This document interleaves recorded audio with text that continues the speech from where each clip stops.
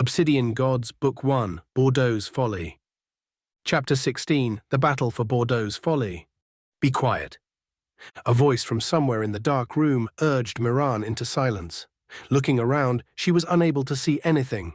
From the lack of draft, she could feel that the room they had been pulled into was small. "Lawson, is that you?" Miran asked, recognizing the voice. "Keep your voices down," Lawson stressed, reaching out to grab her forearm. His clammy hands felt oddly soothing. Bootsteps pounded as they galloped by the closed door, fading as they moved down the hall and away from them. "They're gone," Soren said, "whatever they were." "Where are we, Lawson? How did you find us?" Miran asked. "I heard your screams. Knew it was you in an instant," Lawson said. "You're in a shielded supply closet," another voice said from somewhere near Soren. "Who else is with us?" Soren asked. "Rissa. Rissa Nisanwe, Matriarch Lathe's personal assistant," said Rissa. "Have you seen her? The matriarch, I mean." "Not since we left the auditorium, I'm afraid," said Miran. "What happened out there, and why are there so few of you?" asked Lawson. "Shouldn't Welly and Dominado be with you?" "They've been in touch, though they are somewhere out in the city," Miran said. "We lost Bullman," Soren said, his body slumping against an outer wall of the supply closet in the dark. "We lost so many," Miran said, thinking of the hole in the stadium. Miran's eyes began to adjust, and she began to make out the outlines of the other two. Lawson was pacing, moving from one end of the closet to the other.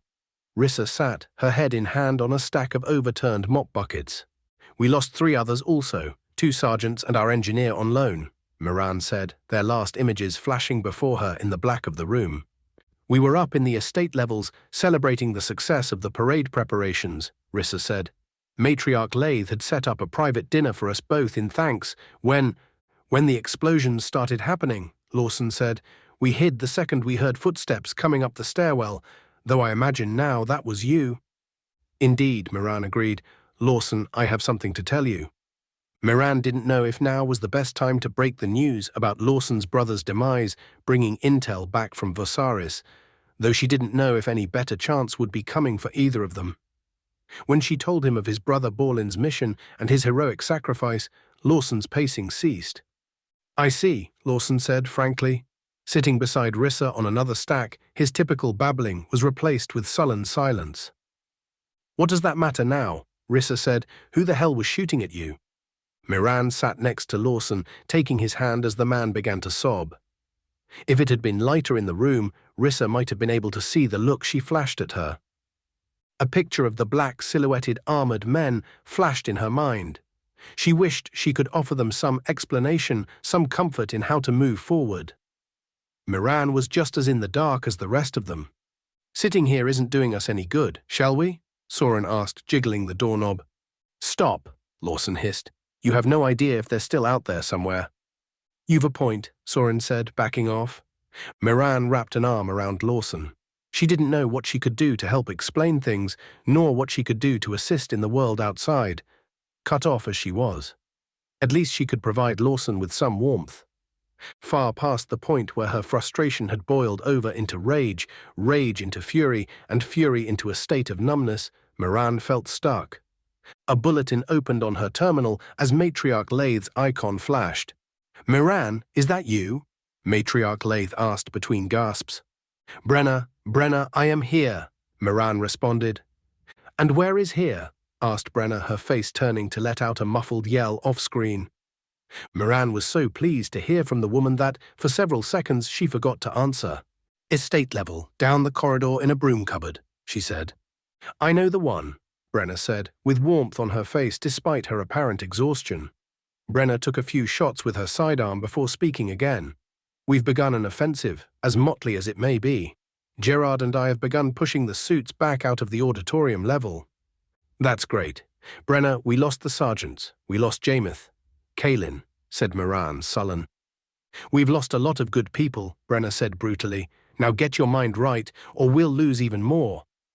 Miran knew she was right, knew she had to focus. She stood, leaving Lawson in the black on the ground as her rage returned. "What's more is we've nearly restored some manner of communications planet-wide. You should be able to reach your flock following this call." Each of the others in the dark closet took out their terminals, checking for news as their screen lit up the walls. She could see Soren's face as he frantically opened a bulletin. Miran would have hoped that being a good captain, Soren would immediately hail his ship. But she knew him better. The smile that lit his face told her all she needed to know.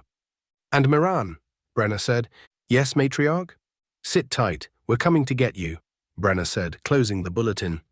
Miran didn't waste any time, opening a priority bulletin to the Dream.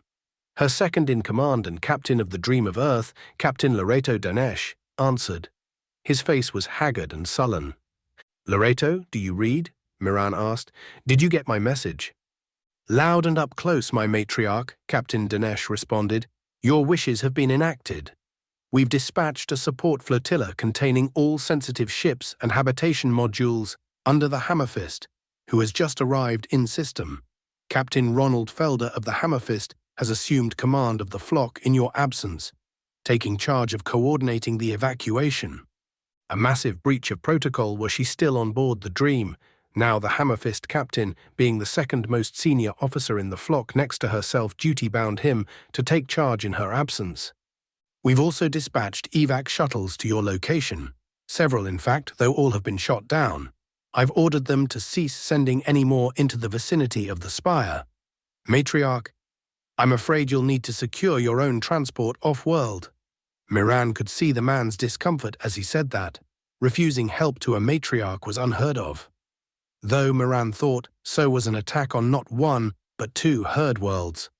"That's okay, Loreto. You made the right call. I would never fault you for saving lives," Miran affirmed. "What is going on up there? Do you have a read on the surface activity?" "That's where it gets a bit more strange, matriarch," Loreto said, pausing in uncertainty. "Captain, be blunt," she urged. "It's a blackout down there. City lights have been cut, and enemy boarding craft keep impacting the spire. Aside from the first waves of panic that struck the populace following the parade and the subsequent attack, infrared shows the citizens in the streets have taken into mobs. They are moving towards the city center, even from far out in the rural districts." Miran thought that was strange, though maybe Matriarch Lathe had organized some sort of planet-wide ground offensive. "The boarding craft, can you see where they're coming from?" asked Miran, who now had Soren, Lawson and Rissa hanging over her shoulders. "That's just it, Matriarch. It looks like the boarding craft are coming from small rifts opening within the atmosphere over the Southern Ocean. We can see them plain as day, popping into existence before sailing straight for the city."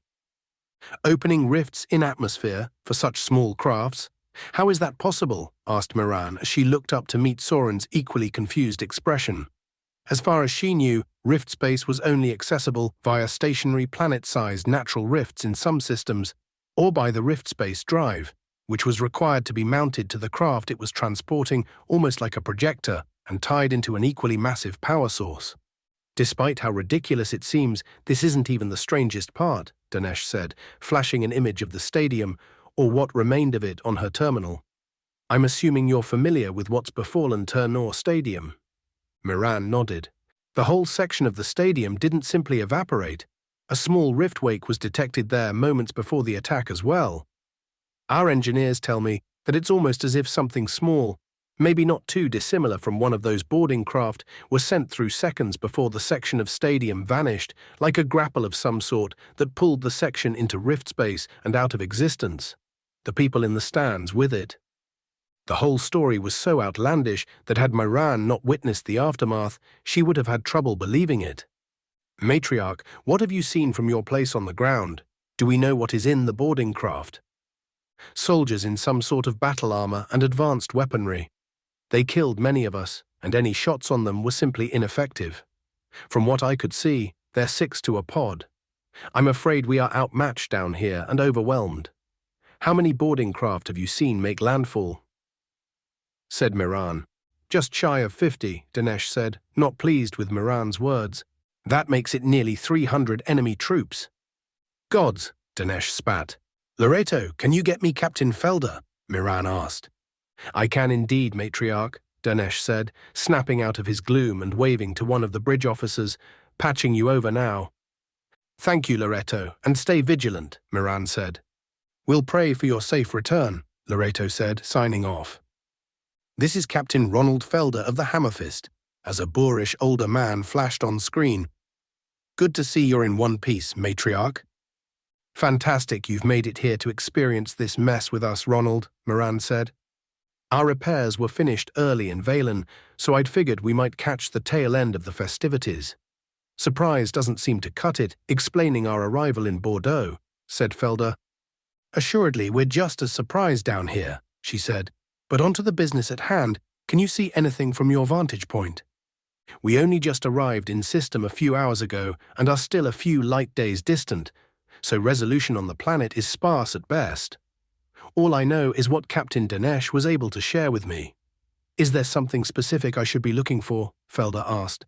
Turn your sensors outward into the Oort cloud, to the fringes of the system. Tell me, what do you see? Asked Moran. Nothing but the black of night. Aye, Felder began to say before cutting himself off. A watchstander from behind him was waving him over, flashing an image in front of the man. It wasn't until he studied the scans before him that his eyes grew wide. You'll want to see this, he said, casting the image over to her. A grouping of barely visible shapes was shown on her terminal, blacking out the stars behind them. Trajectories traced the image, alluding to the shapes being not comets or asteroids, but a quickly moving and tightly formed fleet of stealth ships bearing down on the planet. Our scans count 19 craft headed straight for you, Captain Felder said. Moran's rage boiled over again. Time and time again, she had been outfoxed by this enemy, these suits as Brenner called them. She felt as if she had been made the butt of some sick cosmic joke, stuck in a limbo of constantly bearing witness to her kin dying around her. Hopelessness crept back in for a moment before she pushed it away. And above all, trust yourself, Moran. Her father's words needled at her, urging her to persevere. Ronald, tell me you have some other telemetry on the 19 ships. Something else we can go on? She asked. Nothing? He admitted. They seemed to resemble stealth craft. Black-hulled, no detectable emissions of any kind, and no rift wake. It's almost as if they'd been there all along. Or at least since before the flock got here, she said. You're saying this was premeditated? That this was some sort of surgical strike? Captain Felder asked. It would explain why we are having our asses spiked back at us. Well then, we need a plan, Captain Felder admitted. A plan, she thought. How can we have a plan when they have us spread so thin? Matriarch, if I may. From Captain Dinesh's reports, they outnumber us on the ground 5-1 in military personnel. But in orbit, we have the advantage. With the support ships breaking off to meet up with me, that leaves a sizable amount of attack craft squarely under Dinesh's command. This would give us an attack flotilla of 60 warships, easily capable of warding off this threat. He was right, their ships did far outnumber their aggressors, but Captain Felder was failing to consider the state of under-repair that many of the vessels were left in. However, the enemy wouldn't know that either. Thank you, Captain. Your main charge is to protect the support ships at all costs. You are to stand sentinel over our people. Be sure that you safeguard them and exit the system as soon as possible, Moran said. I will do my utmost. You have my word, Captain Felder said. What will you do? It's time I got back on the saddle and rejoined my flock. I will fight until the very last of us is safe, for herd and federation, Moran said, flashing the captain a tight salute. For the herd, for the federation. The bridge around the captain erupted behind him. For you, matriarch, Captain Felder said as the connection closed. Moran made for the door of the supply closet with a redefined determination. She knew she had to get out and rejoin the world outside. Just as she reached for the handle, shots fired from outside in the corridor, hailing against the other side of the door. Moran stepped back in alarm. They found us, Lawson screeched. Remain calm, the closet walls are shielded. This room was once used to store the last matriarch's private servers. An amenity matriarch Lathe had seen little use for, Rissa assured them. This room should be impregnable. Then how did they trace us in here? Asked Lawson. Must be the rift space connections opened by our terminals. These suits have shown a mastery of rift-based technology, so it's a small stretch to assume they could detect it in here, said Moran.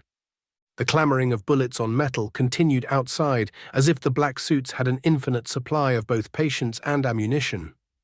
Moran figured that despite the shielding on the inner walls, they would inevitably break through with enough time. The gunfire continued for nearly 10 minutes before the sound shifted from the pangs of metal to the dull thud of rounds hitting the inner concrete slabs. Any minute now, they would break through, and that would be the end of her struggle. Suddenly, the gunfire ceased. Outside the thinning concrete, Moran could hear a struggle along with the shouts of General Gerard. A round of boots hammered down the hallway, chasing the few black suits away as the door unlocked itself. Stepping through the opening and bringing the light back into the world, Matriarch Lathe stood smiling. "Found you," she said, sweat dripping from her brow. "Soren, Lawson, time to move," said Moran as she stepped out into the lit corridor. "Good to see you, dear," Brenner said to Rissa as she stepped out behind Lawson. "I trust your quick thinking was responsible for securing the matriarch in here." Rissa nodded. Self-preservation often brings with it the convenience of saving others. "Well, you have my thanks," Moran said. "You and Lawson both." Lawson, who was still shaken by the news of his brother, stood there, an empty shell. She thought she would have to comfort him when this was all over, if she ever had the chance. "What news from the light?" Moran asked. "Antoine and I have begun our offensive. I've just received word that Ministers Debeau and Membeja and Representatives Tranton and Lotz have made it safely off-world on one of my shuttles. Minister Clarin insisted on staying behind to gather intel on the attack on the city. He took a squad of infiltrators and pushed his way to the top of the spire. Elevator was damaged in the initial wave of boarding craft. What news do you have for me? What of your flock?" "We have worse news, I'm afraid," Moran said, explaining the strange nature of the boarding craft and their manipulation of rift technology, along with the appearance of the black ships. "Shit. Just when you think we're turning things around," Matriarch Lathe said. "I'm glad your people are going to make it away safe." "But what about your citizens?" Moran asked. "My flock reports them amassing and moving in the streets.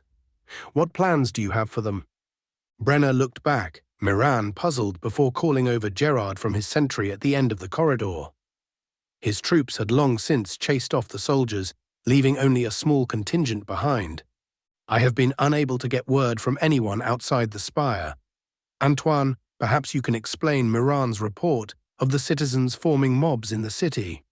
Do we have any such contingencies that might explain this?" "None, my matriarch. I'm just as alarmed by this as you are.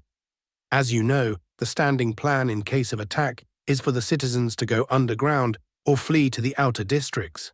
I see no reason why they would be moving toward the spire," Gerard said, confirming the other matriarch's suspicions. "What does that mean?" Moran asked her. "Damned if I know," Brenner admitted. "Come now. We need to get you back into orbit. I have a shuttle waiting." Moran, Soren, Rissa, Lawson, and Matriarch Lathe, along with her handful of troops led by General Gerard, moved several levels up to the Matriarch's estate shuttle bay. Entering the room, Moran noticed 3 shuttle berths, one holding a destroyed wreck embedded with a black boarding craft. One of the other 2 berths was empty and showing signs of a hasty shuttle departure only minutes ago. Fuel hoses strewn about and leaking. The last berth contained a running shuttle and a pilot already on board itching to leave. "Here we are," Matriarch Lathe said. "Your chariot, my dear." Soren and Lawson hurried aboard. Moran stopped, uneasy. "Rissa, go with them," Matriarch Lathe said to Rissa, who hurried on board behind Lawson. "You're not coming with us?" she asked. "As long as my people fight, I too will fight," she affirmed. "Besides, my place is here, not on some ship in the black of space." Moran thought she should argue, but she could see a stubborn insistence in the woman's warm eyes. "If you can, get a hold of Chief Auganier, the commander of my security forces. I imagine if there's a fight to be had, he'll be in the thick of it." "I will do just that," Matriarch Lathe said. "You take care of yourself," Moran said. "I expect another round of wine when this is through." "Count on it, dear," she said, pushing Moran by the shoulders onto the shuttle's ramp. The other matriarch's group took off back into the stairwell as the shuttle doors closed. The shuttle pilot urged them all to sit as the engines whirred and roared, pushing it out of the bay and into the sky above the city. Moran strapped into the co-pilot's chair, with Soren in the seat behind her. The 4th seat in the shuttle's forward section remained empty, reserved for a missing bullman. Several stories down, smoke columns drew upward, giving a hint to the fires that tore through the shops and storefronts of Cittadella.